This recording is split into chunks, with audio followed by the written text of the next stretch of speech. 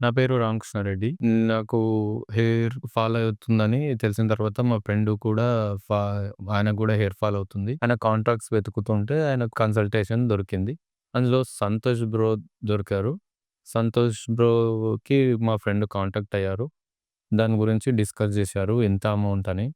అలా అమౌంట్ విషయం గూడా మాట్లాడాడు. ఒక్కొక్కరికైతే ఇంత మేము 3 మెంబర్స్ ఉన్నాం గాబట్టి కొద్దిగా తగ్గించాడు అమౌంట్ గూడా. మాకు రీజనబుల్ ప్రైజే ఇచ్చారు.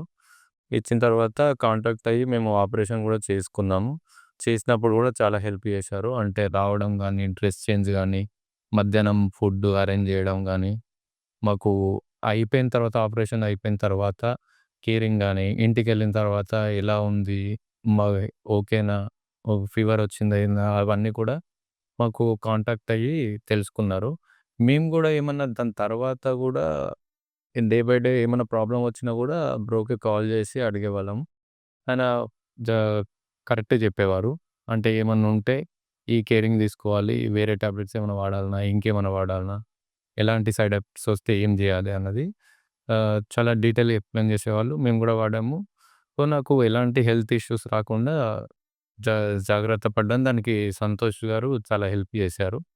హెయిర్ గ్రో గూడా అవ్వడానికి ఆయన మెయిన్ రీజన్ అని చెప్పుకోవచ్చు. ఒక ముఖ్య పాత్ర వహించారు సంతోష్ గారు.